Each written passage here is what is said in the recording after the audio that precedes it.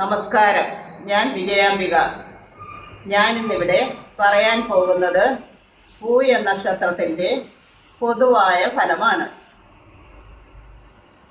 പൂയ നക്ഷത്രക്കാരുടെ ബാല്യകാലം വളരെ കഷ്ടതകൾ നിറഞ്ഞതായിരിക്കും. 18 വയസ്സിന് ശേഷം ചെറിയ ഉയർച്ചകളോടെ 32 വയസ്സ് കഴിയുമ്പോഴേക്കും സ്വസ്ഥവും സ്വതന്ത്രവുമായ ഒരു നല്ല ജീവിതം കെട്ടിപ്പടുക്കുന്നു. എല്ലാവരോടും സ്നേഹത്തോടുകൂടി പെരുമാറുന്ന ഇവർ കുടുംബത്തിൽ നിന്നും അകന്നു കഴിയാൻ ഇടവരുന്നു.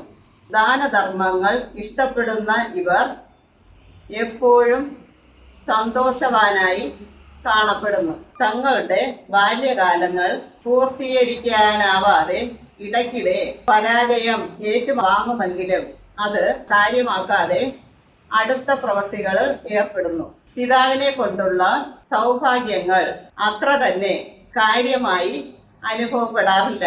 ഭാര്യപുത്രാദികളോടൊത്തുള്ള കുടുംബജീവിതവും കുറവായേ ഇരിക്കുകയുള്ളൂ.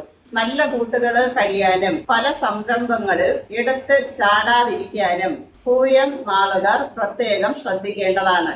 ആരോഗ്യ വിഷയങ്ങളിൽ പൂയം നാളുകാർ സാമാന്യം അനുഗ്രഹീതർ തന്നെയാണ്. ഇവർ മാതൃഭക്തരും മാതാവിന്റെ ഉപദേശങ്ങൾ അനുസരിക്കുന്നവരുമായിരിക്കും. ഈ നക്ഷത്രത്തിൽ ജനിച്ച സ്ത്രീകൾക്ക് സ്വൈരതയെക്കെടുത്തുന്ന പലതും ജീവിതത്തിൽ ഉണ്ടാകും.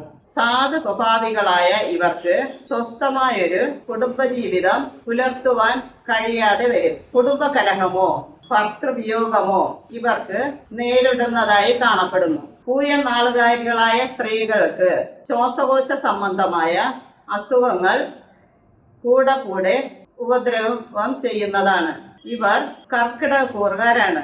ദേവത ബൃഹസ്പതി, ഗണം ദേവഗണം. ഇത് ഒരു പുരുഷ നക്ഷത്രമാണ്. പൂയ നക്ഷത്രക്കാരുടെ മൃഗം ആട്, പക്ഷി ചകോര, വൃക്ഷം അരയാൽ. ശനിദശയിലാണ് ഇവരുടെ ജനനം. ശിഷ്ടദശയാണ് കണക്കാക്കേണ്ടത്. ശനിദശ 19 കൊല്ലം, ബുധദശ 17 കൊല്ലം, കേതുദശ 7 കൊല്ലം, ശുക്രദശ 20 കൊല്ലം, രവിദശ 6 കൊല്ലം, ചന്ദ്രദശ 10 കൊല്ലം, ചൊവ്വാദശ 7 കൊല്ലം, രാഹുദശ 18 കൊല്ലം, വ്യാഴദശ 16 കൊല്ലം. ഇങ്ങനെയാണ് പൂയ നക്ഷത്രക്കാരുടെ ദശാകാലം.